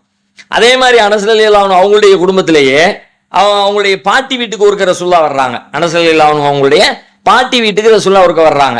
அப்போ ரசூலுல்லாஹ் வாங்க நான் உங்களுக்கு தொழுகை நடத்துறேன், எல்லாருமே சேர்ந்து தொழுவோம்னு சொல்லி கூப்பிடுறாங்க, தொழுகிறாங்க, ரசூலுல்லாஹ் தொழுகை நடத்துறாங்க. பின்னாடி அனஸ் ரலியல்லாஹு அன்ஹு இன்னொரு சிறுவரும் பக்கத்துல ஒரு சஃப்ல நிக்கிறாங்க. அதுக்கு பின்னாடி அவங்களுடைய பாட்டி நின்று தொழுதாங்க என்று ஹதீஸ்ல பாக்குறோம். அப்ப சஃபில் ஜமாத்தாக தொழுகிற நேரத்தில் கணவன் மனைவியாக இருந்தாலும் முன்வரிசையில் ஆணும் பின்வரிசையில் பெண்ணும் மனைவியும் என்கிற அடிப்படையில தான் நின்று தொழ வேண்டும். அடுத்து இப்னு மசூத், இப்னு மசூத் அப்படிங்கிறவங்க திருநெல்வேலி பேட்டையிலிருந்து கேட்கிறாங்க. என்ன கேட்கிறாங்க, டிஜிட்டல் முசல்லா பயன்படுத்தி தொழலாமா, அது மார்க்கத்தில் கூடுமான்னு சொல்லி கேட்கிறாங்க. இந்த டிஜிட்டல் முசல்லான்னு இப்போ விற்பனைக்கு வருகிறது. அது என்னன்னா, முசல்லா தொழுகை விரிப்பு இருக்குல்ல, அந்த தொழுகை விரிப்பிலேயே அது எலக்ட்ரானிக்ஸ், வெறும் துணியா இல்லாம அது ஒரு எலக்ட்ரானிக்ஸ் சாதனம். அதுல வந்து ஒவ்வொரு ஆப்ஷன் இருக்கிறது. அதுல பாங்க சொல்றது இருக்கிறது, தொழுகை வைக்கிறது இருக்குது, சுபு தொழுகை, லோர் தொழுகை, அசர் தொழுகை, மகரிப் தொழுகை, அந்த தொழுகைக்கு பிறகான துவா, அந்த மாதிரி எல்லாமே அதுலேயே பதிவு செய்யப்பட்டிருக்கிறது. அதுல போய் ஒரு பட்டன் அமைக்கி விட்டுட்டோம் சுபு தொலை போறோம் அப்படின்னா அதுவே ஜமாத் வைக்கிற மாதிரி அது சத்தம் கொடுக்குது. அல்லாஹ் அக்பர் தக்பீர் முன்னாடி இமாம் இருந்தா எப்படி அதே மாதிரி எல்லாம் நடக்குது. தக்பீர் கேட்டது எல்லாமே ஓதுது. இந்த மாதிரி ஒரு முசல்லால போய் நின்றுக்கிட்டு இப்படி பயன்படுத்தி தொழலாமான்னு சொல்லி கேட்கறாங்க. இப்படி தொழ முடியாது. தொழலாம், எப்ப தொழலாம்னு கேட்டா இது வந்து கற்றுக் கொடுப்பதற்காக வேண்டி. இப்போ பிள்ளைங்களுக்கு 1 இன்ச் பை இன்ச்சா சொல்லிக் கொடுக்கணும் தானே. தக்பீர் சலாம் கொடுக்குற வரைக்கும் அது சொல்லிக் கொடுக்கறதுக்கான கால அவகாசம் இல்லை என்று நினைத்தாலோ, அல்லது நம்மளை விட அது சிறப்பாகவும் அழகாகவும் அதுல மெருகேற்றி வச்சிருக்கிறாங்க, கரெக்டா இருக்கும், நம்ம சரியா சொல்லி கொடுக்க மாட்டோம் அப்படின்னு நம்ம பயந்தாலோ, அந்த மாதிரி தருணத்துல முசல்லாவை போட்டு சுபு தொழுவது எப்படிமா ஒரு பட்டன் அமைக்கு விட்டு போய் நில்லு அப்படின்னு உடனே அது கூட்டிட்டு போற கைடன்ஸ்லயே அவங்க போக முடியும். இது குழந்தைகள் கற்பதற்கு ஒரு விளையாட்டாக பயன்படுத்திக் கொள்ளலாம். அலம் சூரா ஓதும், துணை சூரா ஓதும், அல்லாஹ் அக்பர் சொல்லும், உடனே ருக்குக்கு போவாங்க, ருக்குல ஓத வேண்டிய துவாக்கு அது ஓதும், பிறகு சமையல் வலிமன் ஹமிதா ரப்பனா லக்கல் ஹம்து சொல்லும், திரும்ப சஜிதாவுக்கு போவோம், அத்தையாத்து ஓதும். அப்ப அதையெல்லாம் அவங்க மனப்பாடம் பண்ணிக் கொள்வதற்கும் அதை பயிற்சி எடுப்பதற்குமாக ஒரு பயிற்சி வாய்ப்பாக வகுப்பறையாக பயன்படுத்திக் கொள்ளலாமே தவிர, அது எப்படினாலும் பயன்படுத்திக்கலாம் தானே, அப்படி பயன்படுத்திக் கொள்ளலாமே தவிர அது அல்லாம அப்படியே வச்சு நிஜமா தொழ முடியுமான்னா நிஜமா அப்படி தொழ முடியாது. ஏன்னா நம்ம ஓதணும், அது ஒரு ஆள் ஓதணும். மிஷின் ஓதுறதுக்கு பேரெல்லாம் ஓதுறது அல்ல. மிஷின் நடத்துகிற தொழுகைக்கெல்லாம் தொழுகை அல்ல. அது பதிவு செய்யப்பட்டதெல்லாம் அப்போ நான் நன்மை யாருக்கு கொடுக்குறது? இப்ப இவங்களை இமாமு அப்படின்னு டிக்ளேர் பண்ணா அந்த இமாமுக்கான நன்மை யாருக்கு கொடுக்குறது? அந்த மிஷினுக்கு கொடுக்கறதா, முசல்லாவுக்கு கொடுக்கறதா? ஆளு வேணும் தானே, ஆட்கள் இருக்கணும். ஆட்களுக்கு தான் தொழுகை, அவங்களுக்கு தான் உள்ளட்சம், அவங்களுக்கு தான் பக்குவம், அவங்களுக்கு தான் அது பண்பாடு, நன்மை எல்லாமே. ஆகையினால இதை ஃபாலோ பண்ணி தொழுவது என்பது அது தொலைவே கூடாது. அது ஒரு புதிய வழிமுறையா போயிடும். மார்க்கத்தில் அது எந்த வகையும் ஏற்றுக்கொள்ள தகுந்தது இல்லை. அடுத்து செங்கல்பட்டு மாவட்டம் பிடி நகர் அப்படிங்கிற கிராமத்துல இருந்து கேட்கிறாங்க. சதாம் ஹுசைன் அப்படிங்கிறவங்க கேட்கிறாங்க, என்ன கேட்கிறாங்கன்னா, சுன்ன ஜமாத் பள்ளிவாசலில் ஃபஜ்ர் தொழுகைக்கு பிறகு இமாம் தாலீம் படிக்கின்றார், பிறகு நான் தமிழ் குர்ஆன் படிக்கின்றேன். எங்கள் பள்ளிவாசல்களில் சுன்ன ஜமாத் வருகிறார்கள். அவர்கள் நீ எப்படி தமிழ் குர்ஆன் படிக்கின்றாய் என்று ஜமாத் கேட்கிறார்கள். நான் படிக்க கூடாது என்று சொல்கிறார்கள். இமாம் மட்டும்தான் தமிழ் குர்ஆன் படிக்கணும் என்று சொல்கிறார்கள். நான் பள்ளிவாசலில் தமிழ் குர்ஆன் வாசிக்கலாமா? விளக்கம் தேவை அப்படின்னு சொல்லி கேட்கிறாங்க. அதாவது குர்ஆன் உலக பொதுமுறை, உலகத்துல யாரும் வாசிக்கலாம். நீங்க என்ன வாசிக்கிறது? ஒரு இந்து வாசிக்கலாம், ஒரு கிறிஸ்தவர் வாசிக்கலாம். என எல்லாருக்கும் உலக மக்களுக்கு அருளப்பட்ட வேதம் தான் குர்ஆனே தவிர குறிப்பிட்ட சாராருக்கு, குறிப்பிட்ட இனத்தாருக்கு, குறிப்பிட்ட மொழியாருக்கு உள்ளது இல்லை. அல்லாஹ் உலகம் முழுக்க இருக்க எல்லா மனிதர்களுக்கும் பேசியிருக்கலாம். எல்லாரும் படிக்கலாம், எல்லாரும் தெரிஞ்சுக்கலாம், எல்லாரும் ஃபாலோ பண்ணலாம். ஃபாலோ பண்ணலாம் என்பதை விட எல்லாரும் தெரிஞ்சு படிக்கணும், எல்லாரும் விளங்கணும், எல்லாரும் ஃபாலோ பண்ணணும் என்கிற கட்டளையின் பேரில் தான் குர்ஆன் அருளப்பட்டிருக்கிறது. ஒண்ணு, பள்ளிவாசல வாசிக்கிறத பொறுத்த வரைக்கும் பள்ளிவாசல 2 வகை இருக்கலாம். ஒன்னு என்னன்னு கேட்டா, அதுக்குன்னு ஒருத்தர் பொறுப்பாளியா நியமிச்சு வச்சிருக்கும் பொழுது இன்னொருத்தர் போய் நின்று நான் வாசிக்கிறேன் என்று வாசிச்சா அது நீ வாசிக்காதன்னு சொல்ல வாய்ப்பு இருக்கிற அப்படின்னு சொல்லுவாங்க. நீ யாருப்பா வாசிக்கிறதுக்கு? அதுக்கு தான் ஆள் வச்சிருக்கமே, அவர் தான் வாசிப்பாரு, அவருக்கு என்ன வாசிக்காத தெரியாது, நீ என்ன தேவையில்லாம வந்து செய்யற? ஏன்னா ஆளுக்கு போய் செய்ய நினைக்கும் பொழுது அது தேவையில்ல குழப்பங்களை உண்டாக்கிறது தானே. நீ வாசிக்கிறதா, நான் வாசிக்கிறதா, என் பிள்ளைய வாசிக்க சொல்லு, உன் பிள்ளைய வாசிக்க சொல்லு, அப்படியெல்லாம் தேவையற்ற சங்கடங்கள் ஒரு நிர்வாக ரீதியா வந்து விடக்கூடும்.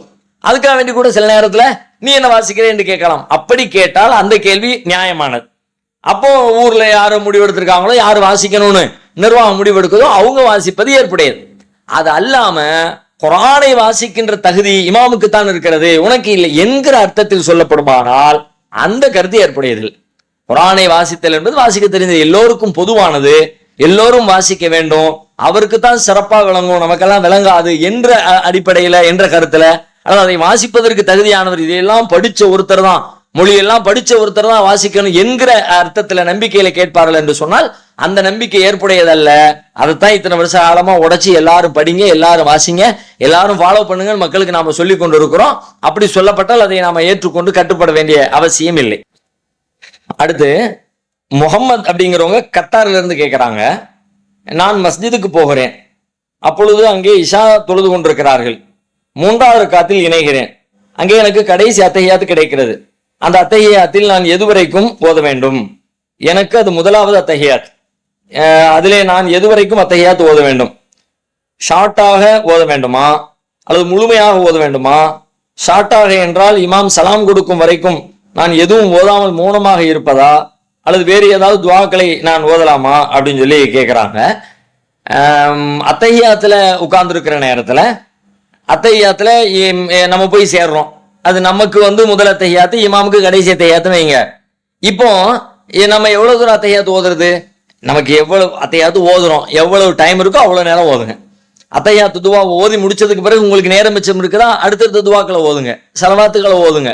வேற ஏதாவது துவாக்களை நீங்க விரும்பினதை தேடி செய்யுங்க. அது எந்த அத்தையாத்துல நீங்கள் இருந்தாலும் பொருந்தும். எந்த அத்தையாத்துல இருந்தாலும், முதல் அத்தையாத்துல இருந்தாலும், ரெண்டாவது அத்தையாத்துல இருந்தாலும், நாலாவது அத்தையாத்துல இருந்தாலும், எல்லா இடத்துலயுமே இது பொருந்தும். இப்ப 2வது ரக்காத் அத்தையா 4 ரக்காத்து தொழுகிறோம், 2வது ரக்காத் அத்தையாத்துல உட்காடுறோம். ஷார்ட்டா டைம் கொடுக்குறாரு, கொஞ்சம் தான் ஓத முடியுது, ஓதிக்குங்க. நிறைய டைம் கொடுக்குறாரு, ஓத முடியுமா, ஓதிக்குங்க.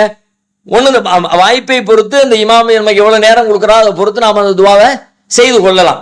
இப்போ நபி ஸல்லல்லாஹு அலைஹி வஸல்லம் சொல்றாங்க, இதா கஅத்தும் ரக்காத்தைனி, 2வது ரக்காத்துல நீங்க உட்கார்ந்துட்டீங்க அப்படின்னா ஃபகூலு அத்தஹியாத்து லில்லாஹ், அத்தஹியாத்து லில்லாஹ் பூரா அப்படியே சொல்லி கொடுக்குறாங்க. இந்த அத்தஹியாத்து துவாவை நீங்க ஓதுங்கன்னு சொல்லிட்டு அடுத்து என்ன சொல்றாங்கன்னா, வலியத்த ஹையர், அதுக்கப்புறம் அவர் என்ன பண்ணட்டும் அப்படின்னா, அவருக்கு தேவையான விஷயங்களை துவாவை கேட்கட்டும், தேர்ந்தெடுத்து கேட்கட்டும். 2வது ரக்காத்திலே சொல்றாங்க ரசூலுல்லாஹ். 2வது ரக்காத்துல ஒருத்தர் உட்கார்ந்து இருக்கிறாரு, அத்தையாத்து ஓதுறாரு, ஓதி முடிச்சுட்டு அவர் வந்து தன்னுடைய துவாவை தேர்வு செய்து அல்லாஹ்விடத்துல பிரார்த்திக்கட்டும் அப்படியெல்லாம் ரசூலுல்லாஹ் சொல்றாங்க. அதனால நீங்க வந்து ஷார்ட்டா செய்யணும் அவசியம் இல்லை, மௌனமா இருக்கணும் அவசியம் இல்லை. வாய்ப்பு கிடைக்குமானால், இமாம் ஜமாத்துல நேரம் இருக்குமானால், நாம் அந்த நேரம் முழுவதையும் பயன்படுத்தி அல்லாஹ்விடத்துல பிரார்த்தனை செய்து கொண்டே இருக்கலாம். ரசூலுல்லாஹ்வால் கற்றுத்தரப்பட்ட துவாக்களை நீங்க ஓதுங்க. அத்தையாத்து ஓதுனதுக்கு பிறகு, அத்தையாத்து கம்பல்சரி, அதுக்கு பிறகு ஓதக்கூடிய துவாக்களை பொறுத்த வரைக்கும் நேரடியாக நபிகளார் கற்றுத்தந்ததையும் நீங்க ஓதுங்க. அதுக்கு பிறகு நீங்க உங்களுக்கு விருப்பமானதை தேர்வு செஞ்சு நீங்க ஓதலாம். ரெண்டுக்கும் அனுமதி இருக்கிறது. அடுத்து பெங்களூர்ல இருந்து கமாலுதீன் அப்படிங்கிறவங்க கேட்கிறாங்க, பள்ளிக்கு தொழுகைக்கு வருபவர்களிடம் நீ அவரிடத்தில் பேசாதே, நீ இவரிடத்தில் பேசாதே என்று பிரிவினை ஏற்படுத்துகிறார்கள், இவர்கள் பின்னென்று தொழுகலாமா அப்படின்னு சொல்லி கேட்கிறாங்க. பிரிவினை ஏற்படுத்தக்கூடாதுங்கிறது பொது. அது ஏன் பேசாதுன்னு சொல்றாங்க வைக்கிறாங்கன்னா, அந்த விஷயத்தையெல்லாம் உள்ள போனா தான் அது சரியா தப்பா ஏற்புடையதா இல்லையாங்கிறது வரும். ஒரு வாதத்துக்கு இது சமூக பிரிவினை, சண்டை ஏற்படுத்துகிற ஒரு காரியம், இதை ஒரு ஆள் செய்யறாரு, அவரை பின்தொடர்ந்து தொழலாமான்னு கேட்டா, இந்த காரணத்திற்காகவெல்லாம் ஒருத்தர் வந்து நாம இமாமை புறக்கணிப்பதற்கு தகுந்த காரணமாக இதை ஏற்க முடியாது. இணை கற்பித்தல் என்ற ஒரு பெரும்பாவத்தை செய்யறாங்கன்னா அதை நம்ம பிரிச்சு பார்க்கணும். மற்றபடி எல்லா மனிதர்களிடமும் பாவங்களும் பிழைகளும் சேர்ந்து தான் இருக்கும். பிழைகளுக்காக, பாவங்களுக்காக மனிதர்களை நாம தகுதியற்றவர், இமாம் செய்வதற்கு தகுதியற்றவர் என்ற முடிவுக்கு நாம வந்தோம்னா யாரையுமே உலகத்தில் பின்பற்றி தொழ முடியாமல் போய்விடும்ங்கிறத புரிந்து கொள்ள வேண்டும்.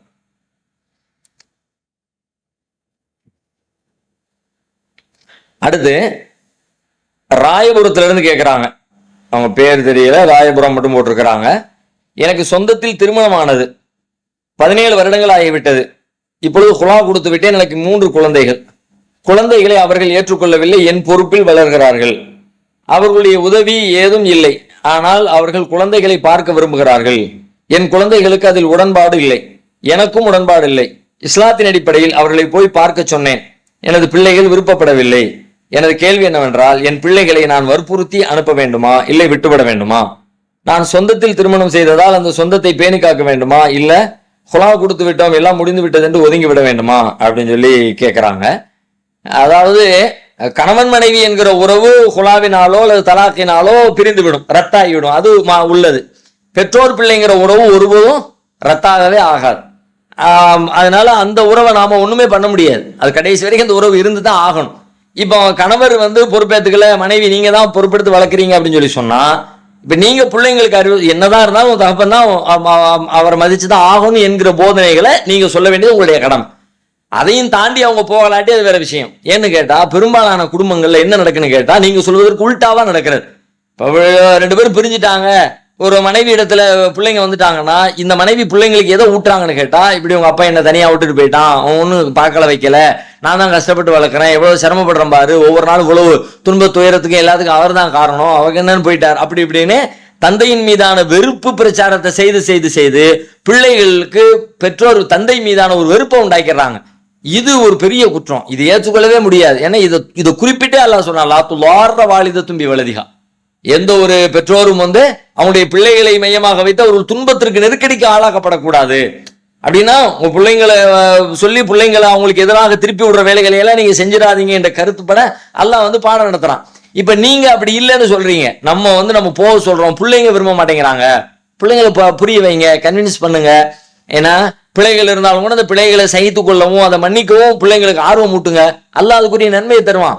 அதை சொல்வதற்கு அவ்வளவு எளிதாக மனம் வராவிட்டாலும் கூட, ஏன்னா அவ்வளவு பெரிய கசப்புல நடந்திருக்கலாம், அது ஒரு வெறுப்பை தரக்கூடிய ஆளா மாறி போயிருந்திருக்கலாம். ஆனாலும் கூட இதையெல்லாம், இந்த பண்புகளை எல்லாம் நீங்க வளர்த்துக்கிட்டீங்க அப்படின்னு சொல்லி சொன்னா கண்டிப்பா அதுக்குரிய பிரதிபலனை நம்ம அடைஞ்சே தீரும். அல்லா துஹிப்பூன யக்ஃபிரல்லாஹு லக்கும், உங்களுடைய பாவங்களை அல்லாஹ் மன்னிக்கணுங்கிறது நீங்க விரும்ப மாட்டீங்களா அப்படின்னா அல்லாஹ் ஒரு கேள்வி கேட்கிறான். அப்போ நாம பிறர் செய்த விஷயங்களை மண்டையில தூக்கி ஏத்திக்கிட்டு அதுக்கு எதிரான கோபத்தையும் காழ்ப்புணர்ச்சியும் வெறுப்பையும் மட்டுமே வெளிப்படுத்தி கொண்டிருக்காம அலட்சியப்படுத்தவும் மன்னிக்கவும் பிள்ளைங்களுக்கு கற்றுக் கொடுத்தோம் அப்படின்னு சொல்லி சொன்னா, அதுவும் பெற்றோருக்கு தந்தைக்கு நெருக்கமாக செல்வதற்கு ஒரு வழிகாட்டுதலை உண்டாக்கி கொடுத்தோம்னு சொல்லி சொன்னா அது ஒரு பெரிய நன்மையான காரியமா தான் முடியும். நீங்க வலியுறுத்துங்க. அதையும் தாண்டி பிள்ளைங்க விரும்பலன்னு சொல்லி சொன்னா நீங்க குற்றவாளியாக மாட்டீங்க. அவங்க ஏன் வெறுக்கிறாங்க என்பதற்கு அவங்க தான் பதில் சொல்லணும். நான் ஏன் இப்படி வெறுக்கிறேன், அதுக்கான காரணம், அதுக்கு நியாயமான காரணங்கள் இருந்து அல்லாஹ் ஏற்றுக்கொள்வதாக கூடியதா விஷயமாக இருந்தால் அது ஓகே.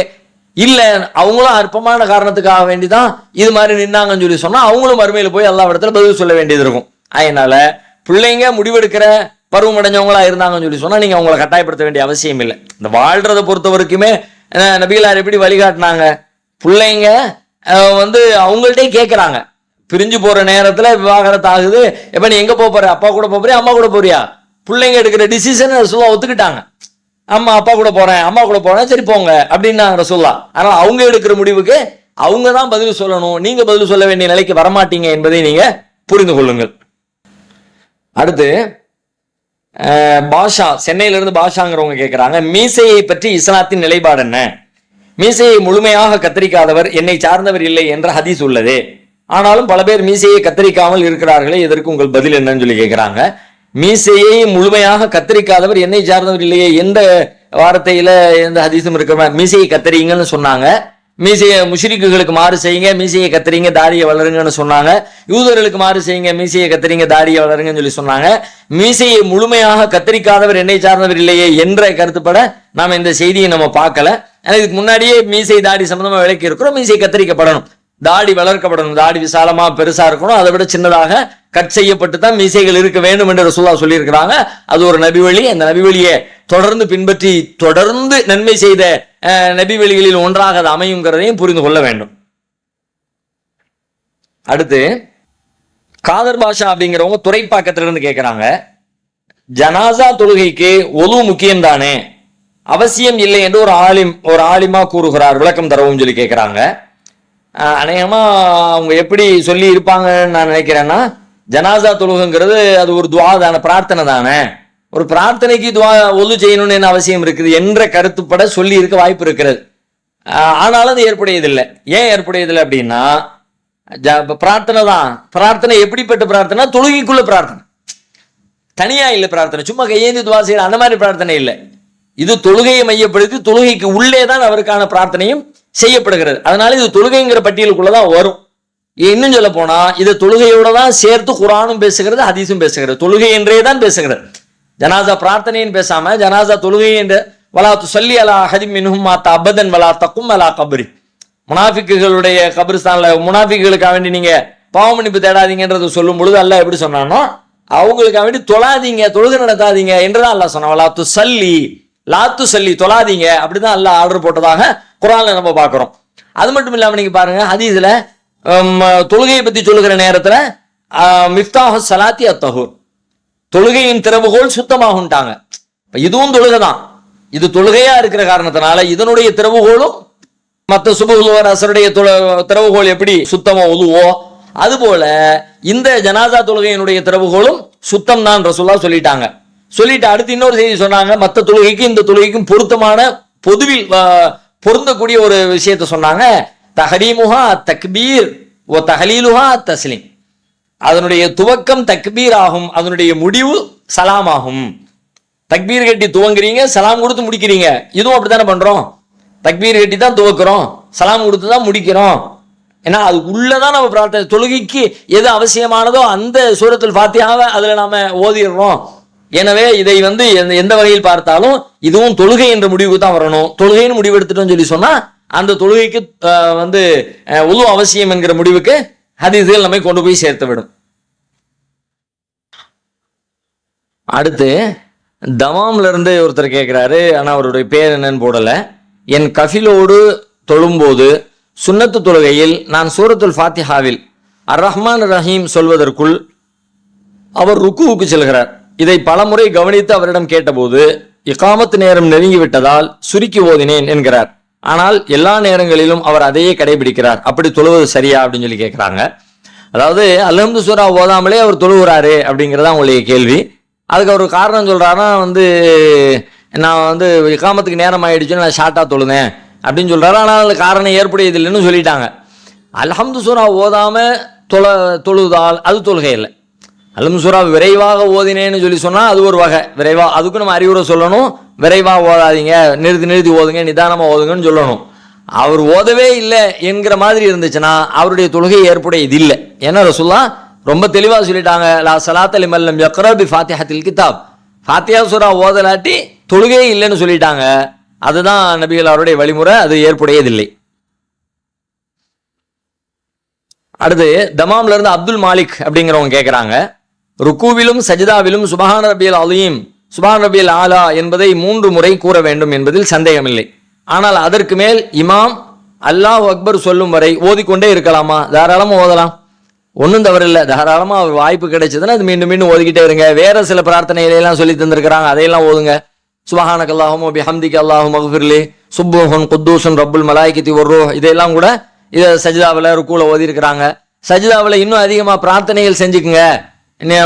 அல்லாஹ்விடத்தில் ஒரு அடியான் நெருக்கமா இருக்கிற இடம் என்பது சுஜூது தான். எனவே அக்ஸிரு துஆ, அந்த நேரத்தில் அதிகமாக துஆ செஞ்சுக்குங்க என்றெல்லாம் ரசூலுல்லாஹ் வலியுறுத்தி இருக்கிறாங்க. அதனால தாராளமா வாய்ப்பு இருக்கும் பட்சத்தில் நீண்ட துஆக்களையும் தஸ்பீஹாத்துகளையும் தொடர்ந்து செய்து கொண்டே ஓதிக்கொண்டே இருக்கலாம்.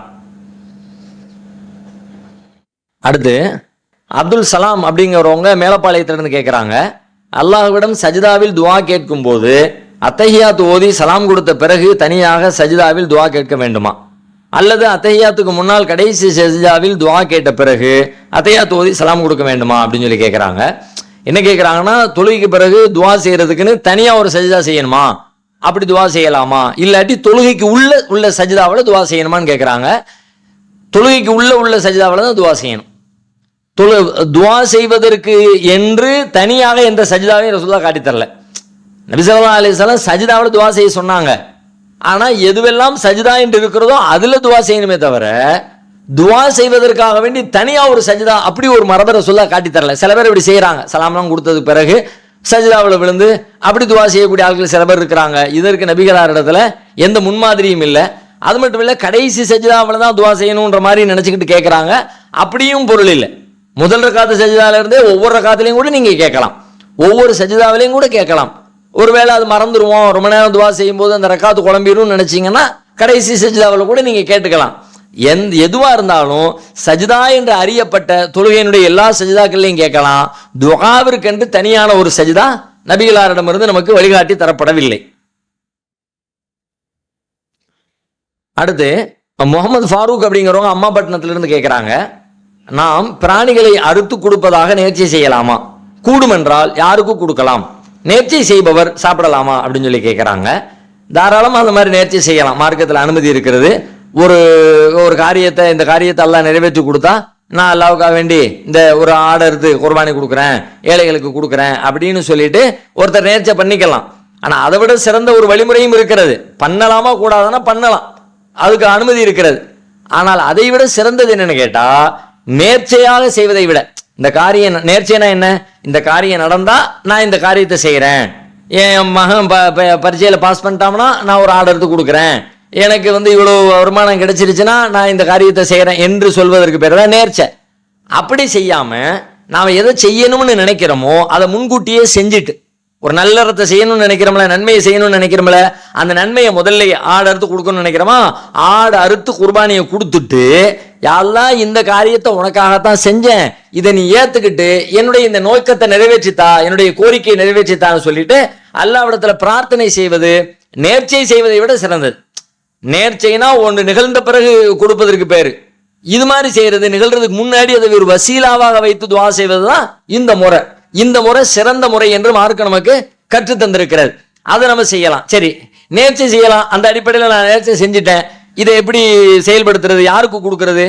ஏழை எளிய மக்களுக்கு கொடுக்கணும், அவ்வளோதான். அடுத்தது என்ன? நேர்ச்சை செஞ்சவர் சாப்பிடலாமா? அவர் சாப்பிடக்கூடாது. ஏன்னா ஏழைகளுக்கு கொடுக்கணும்னு நேர்ச்சை செஞ்சதுக்கு பிறகு அதிலிருந்து அவர் எடுத்து சாப்பிடுவதற்கு அனுமதி கிடையாது. முழுமையாக ஏழைகளுக்கு அதை பங்கு வைத்து கொடுத்து விட வேண்டும். நேரம் நிறைவடைந்து விட்ட காரணத்தினால நிகழ்ச்சி இத்தோடு நாம் நிறைவு செய்யலாம். இது சம்பந்தமா இந்த வாட்ஸ்அப்ல கேள்வி கேட்க விரும்புறவங்க கீழே கொடுக்கப்பட்டிருக்கிற வாட்ஸ்அப் எண்ணுக்கு உங்களுடைய ஊர், பெயர், முகவரியை தெளிவாக எழுதி உங்களுடைய கேள்விகளை கேட்டு அனுப்புமாறு கேட்டுக்கொள்கிறோம். அஸ்ஸலாமு அலைக்கும் வரஹ்மத்துல்லாஹி வபரகாத்துஹு.